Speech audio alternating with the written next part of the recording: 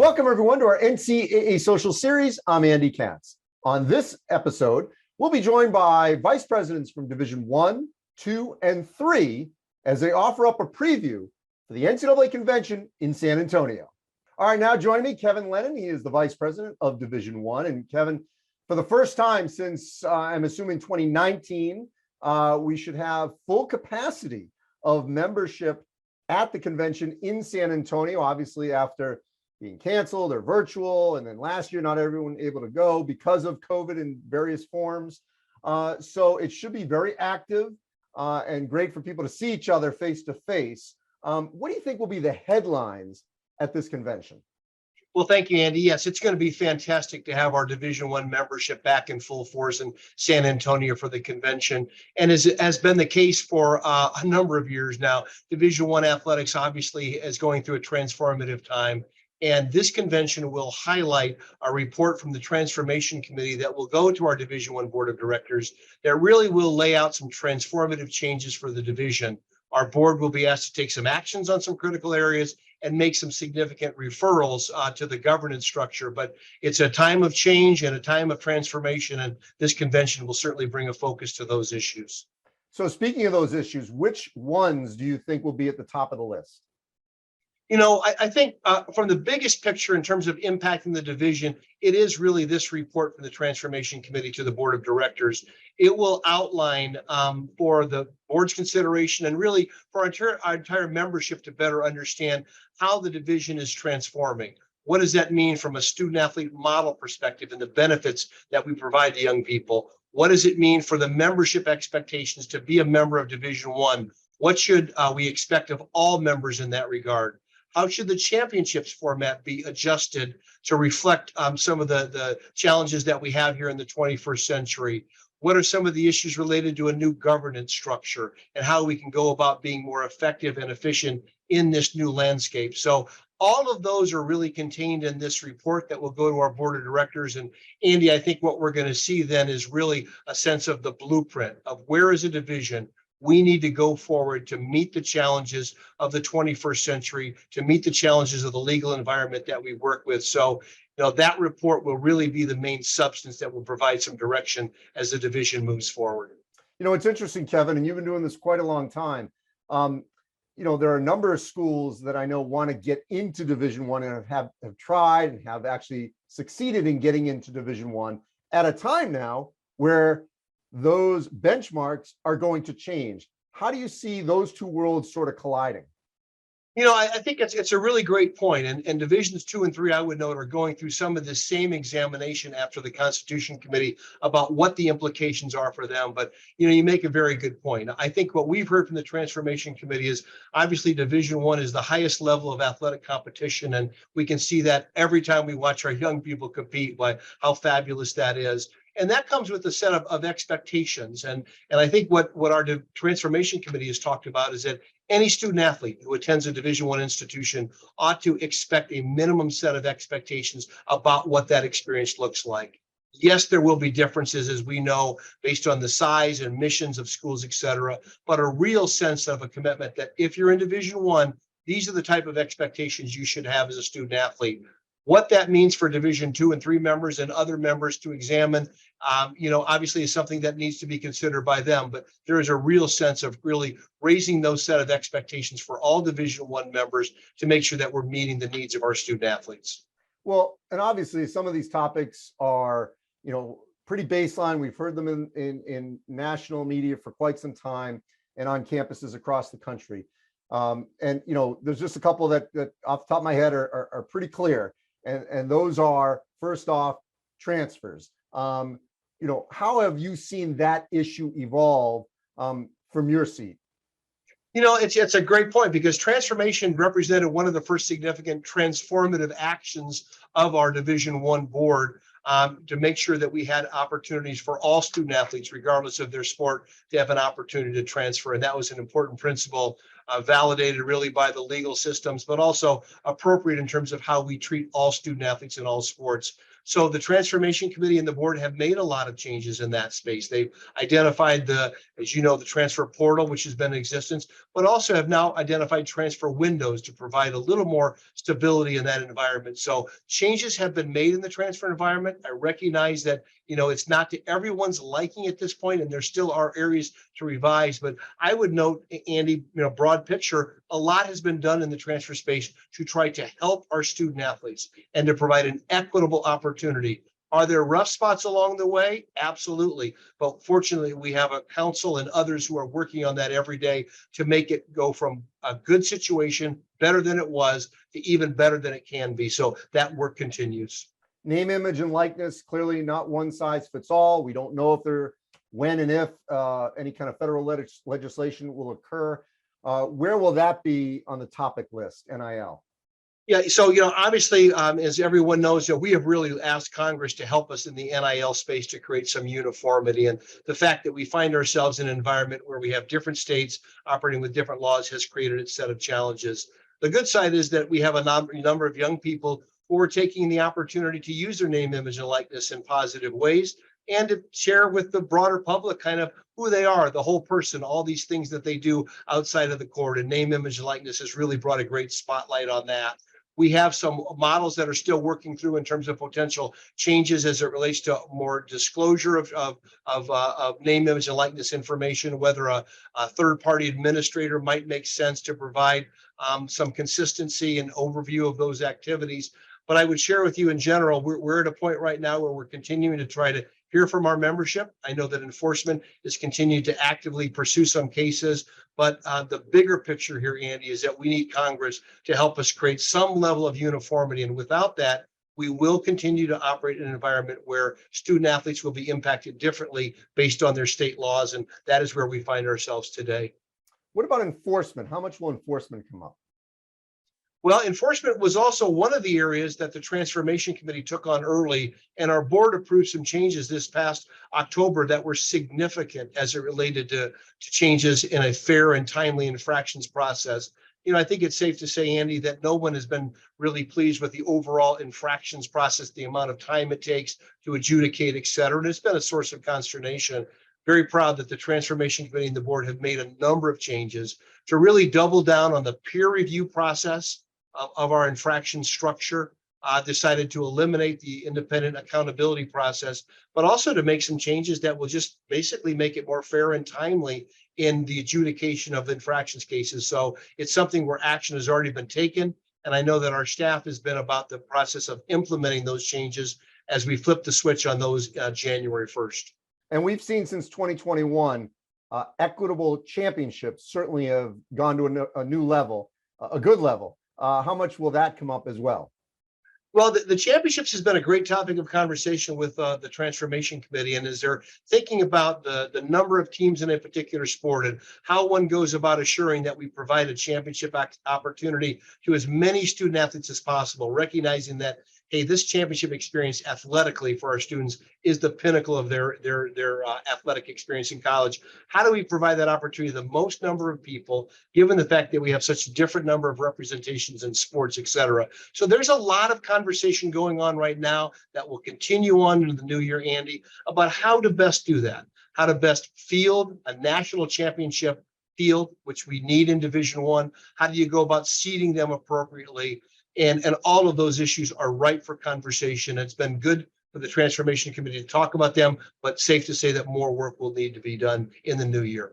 So you and I have been doing this quite a long time, decades, and there's no question one thing that I've seen change over that time is the involvement and the voice from student athletes. That has really escalated in a positive way, certainly in the last 5 years.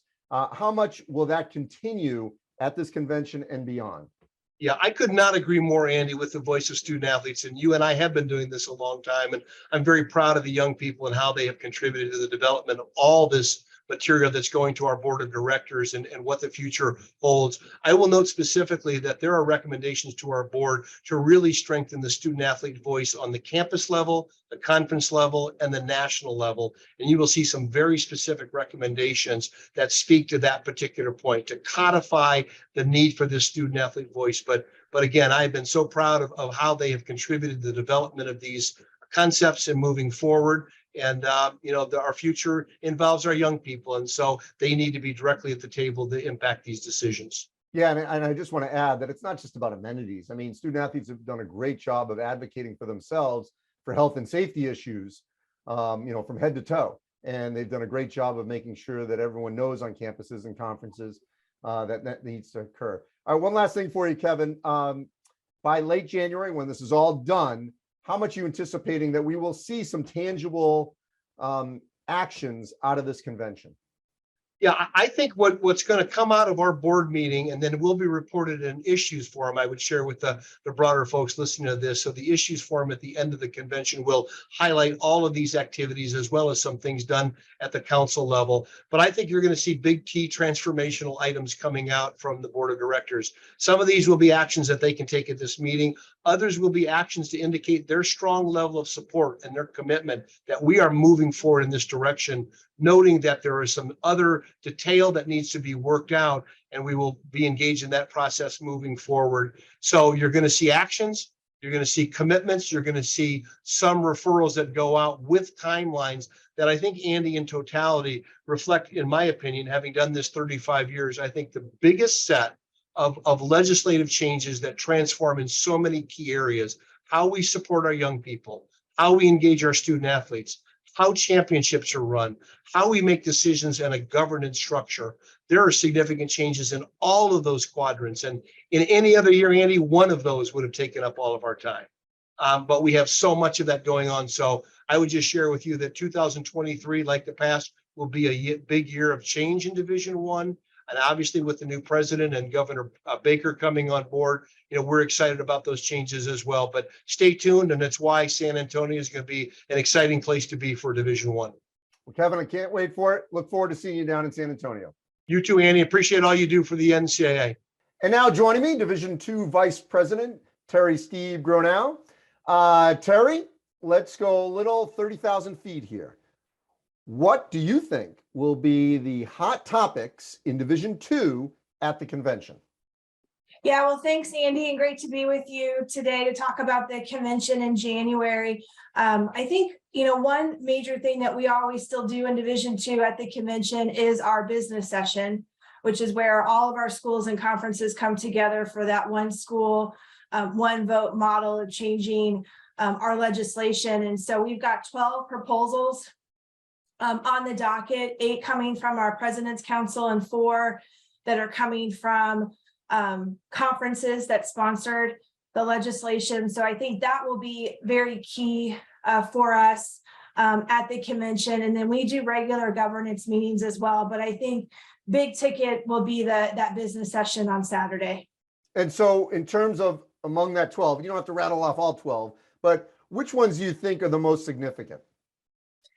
Thanks for that question. So the ones that are coming from the President's Council, many of those originated from our implementation committee. So our implementation committee was the group that was formed coming out of the new Constitution. And so they made several recommendations. Some were non-controversial. Others now are going to be voted on by the full membership. One of those is to reorganize our governance structure and to do some things with our President's Council, Management Council, Planning and Finance Committee. Also brings more SAC representation and voice into the structure. So that's one in particular that I think is important because it just signifies some of the changes coming out of the new Constitution. We also have some coming from conferences that were sponsored, one that would provide coaches more access in the summer to do some conditioning, skill training with student athletes, and then also some changes as it relates to football. So you mentioned student athletes. We have seen certainly at every division, their voice certainly has been empowered, maybe now more than ever. How have you seen it at the Division II level? Thanks. Yeah, I think in Division II, we really have wanted to ensure the student athlete voice from the very beginning. So we've always had student athlete representation and votes within our general committees. Several years ago, we added student athletes to the management council. Our student athletes also have a voice, a collective voice and a vote at the business session. And then we just recently added student athlete voice and representation and vote on the president's council. So that's an important and key item that we've always wanted to ensure in the Division II sort of process and structure, is to have that Division II voice. One meeting that we do during convention that is also really important is our management council, president's council, and SAC get together for a joint meeting, always at the convention. It ends up being about a three and a half hour meeting where they're able to talk about key issues, hear directly from the student athletes, and use that to help shape priorities and initiatives for the upcoming calendar year. You know, the other thing too is Division II has been a model for equitable championships. We know we just had the Fall Sports Festival up in Seattle, which was a big success. How much do you think that will be discussed about how that has worked as one model, and all, you know, also going forward, how you can ensure that more championships continue that model of being equitable? So we are right in the middle of starting our sort of triennial budget process for our championships. And so this is where we see how equity plays within our championship model, because all of the sport committees bring forward their various recommendations on how to enhance those championships.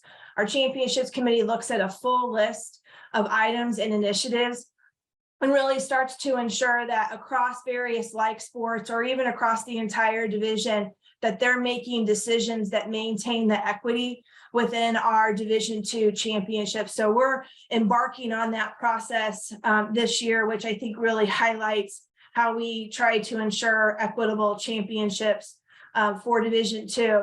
Certainly, we're going to get a chance to celebrate the festival when we get together at convention, but we're also looking ahead to Dallas, when we're able to bring all 3 divisional women's basketball championships together. And we're going to be able to hear from various individuals about how the playing is going for that, and looking forward to celebrating that opportunity in a few months. Now, as we know, Mark Emmert is the outgoing NCAA president. Governor Baker from the Commonwealth of Massachusetts is the incoming president. He'll take office in March, but he's going to go on a bit of a listening tour. What do you want him to hear from Division II? So I think, you know, Governor Baker obviously has diversity among his own children in the sports and divisions in which they played in. He may not be as familiar with Division II, and so it'll be an opportunity for him to hear directly from our leadership within our division, to hear from our student athletes, to understand the Division II experience, how it is unique and different, but how it fits into the big picture of all of college sports, and an important role that our division plays across the entire NCAA. So I'm just hopeful. I've heard he's an amazing listener, and I think that's going to benefit Division II. And I'm really looking forward for him just to see how wonderful all our student athletes are, how amazing all of our coaches and administrators are, and just learn how great of a Division II experience we're providing for student athletes. And lastly, Terri, this is the first time since 2019 that everyone's going to be face to face. How significant will that be? I'm so excited. So, you know, last year we sort of had a little bit of a hybrid where some people came back, but not everybody. But to have all of our membership back in San Antonio, to be together, to have our business session with everyone still using the machines to vote and to do all of that, I'm really excited, because it's a great opportunity to see our membership. We don't normally have a chance to see some of these individuals throughout the year, unless they serve our committees or you work with them on a championship. So the chance to see people face to face, to continue to build those relationships and to catch up and just see how things are going, I'm very excited about that part. Appreciate it, Terri. Look forward to seeing you in San Antonio. Thanks, Sandy. Appreciate it too. And now joining me, Louise McCleary. She is the Vice President of Division III in advance of the NCAA Convention in San Antonio. And Louise, let's start there. What are some of the main agenda items for Division III? Well, hello, Andy. It's always a pleasure to be with you. You know, I love talking about Division III. We are excited for this year's NCAA Convention. We will have over 1,100 Division III delegates there. We have a full week. We will have governance meetings. So our National Student Athlete Advisory Committee meeting will go on, as well as our Management and President's Council. We always highlight the week with 3 Division III specific education sessions. And then towards the end of the week, we have our issues forum. Really, one of the big topics with our issues forum is that we are doing a year-long review of our philosophy statement. Really, what is the foundation and the core of Division III? So we'll engage those 1,100 delegates. We'll have a wonderful roundtable and we'll get their feedback and determine how we should move forward. And then we have a full business session. We have 12 proposals. We have a few proposals that are very similar from both the membership and the governance structure around playing and practice seasons, as well as our governance structure, similar to Division II and Division I. We're looking at our committees and councils and determining what's best for Division III moving forward. For the 8th year, we invite 40 students of color for our student immersion program. And those are students to help us eventually, they're going to become our future leaders. So it's one way for us to diversify our division.